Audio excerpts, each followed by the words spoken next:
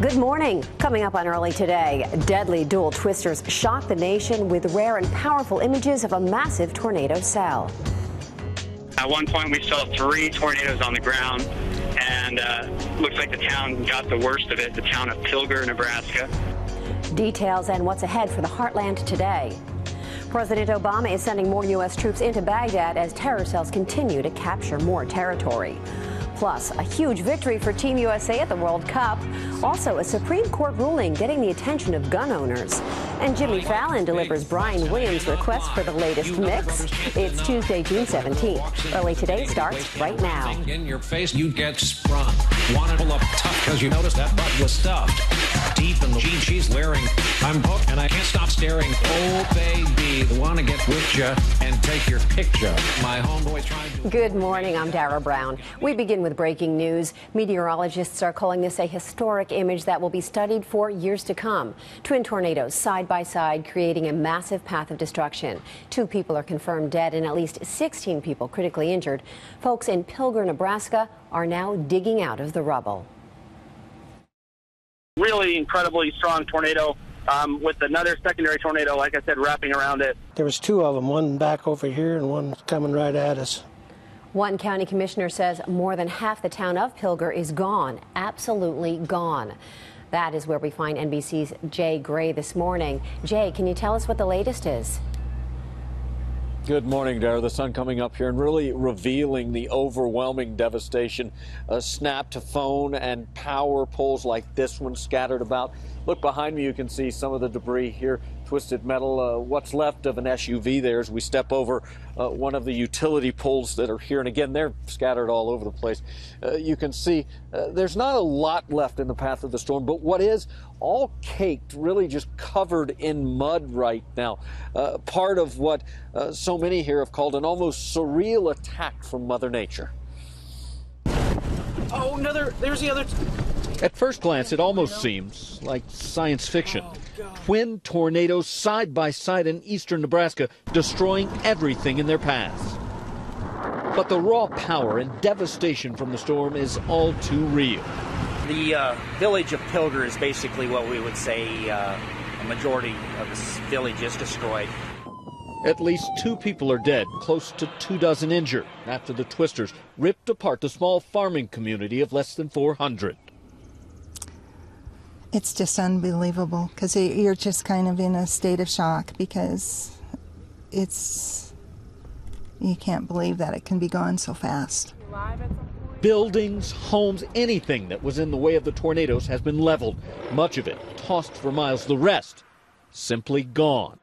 That's total devastation, and our hearts and prayers go out to these folks. We're going to do everything in our power, locally, on the state level, and I'm sure ultimately on the federal level, to get them back. Though it's hard to know exactly where to start right now in a place where so much and so many lives have been left in ruins.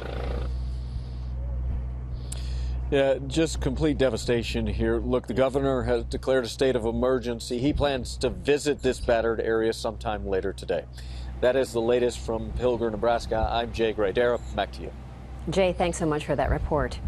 The United States has urgently deployed several hundred military personnel to Iraq, with more reinforcements on standby. 170 troops have already arrived in Iraq.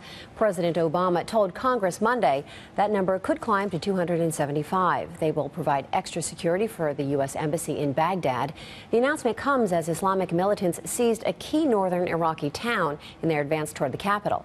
NBC Chief Foreign Correspondent Richard Engel reports from Baghdad. These Iraqi soldiers, prisoners of ISIS, in a video not verified by NBC News, are being forced to swear allegiance to the al-Qaeda offshoot that overran their positions. One refuses and is executed. The others agreed, but they too were later found dead.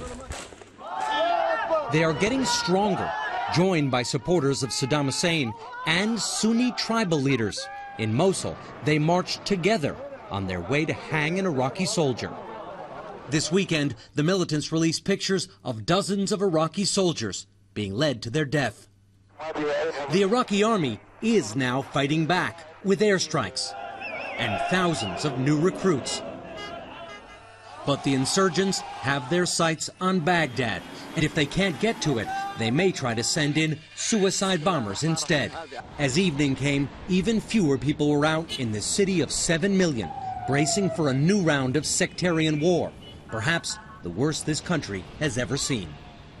Iraq could be facing a very difficult period ahead. The government will likely try to retake the cities that have been taken by ISIS, the militant group. That means bombing civilian areas, using aircraft to drive the militants from large population centers. That could get very bloody when you have the Shiite government attacking Sunni cities, the Sunnis likely responding with attacks of their own here in Baghdad. This could be the start of a very long fight. Richard Engel, NBC News, Baghdad. Some said it couldn't be done, but the U.S. team beat Ghana in a thriller of a game. Dempsey. Great start here. Can Dempsey score yet? The U.S. ahead! Incredibly, within seconds. Clint Dempsey scoring just 32 seconds in, the fastest goal in U.S. World Cup history, and 5th fastest goal overall. A strong start for the U.S., but injuries plagued the rest of the half. Josie Altidore going down with a hamstring strain. He's taken off the field on a stretcher. And later, Dempsey is bloodied after getting kicked in the nose, but he was quickly back in the game. Ghana tested U.S. goalie Tim Howard, who protected the goal for the first 80 minutes, but Ghana manages to tie it up. Minutes later, this happens.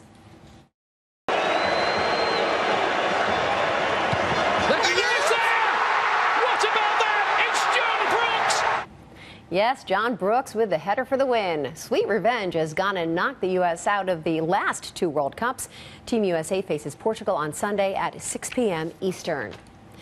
The IRS will face tough questions next week over the scandal involving thousands of missing emails. The tax agency will need to explain how it lost 2 years' worth of emails from former IRS official Lois Lerner. She's at the center of the congressional investigation into allegations the agency unfairly targeted conservative groups seeking tax exemptions. The IRS says a computer glitch erased the correspondence, and the White House defends the IRS, saying they acted in good faith in their search for the emails. House Republicans had demanded the IRS release all emails Lerner sent to the Obama administration. They accused the agency of acting on instructions from Washington. He's back. Our own Brian Williams dropped his hot new single last night. Well, with some major help from Jimmy Fallon and his crack editing team at The Tonight Show. The latest target, Sir Mix-a-Lot's 1992 hit, Baby's Got Back. I like big butts, and I cannot lie. You other brothers can't deny that when a girl walks in with an itty-bitty waist and a round thing in your face, you get sprung. Want to pull up tough because you noticed that butt was stuffed.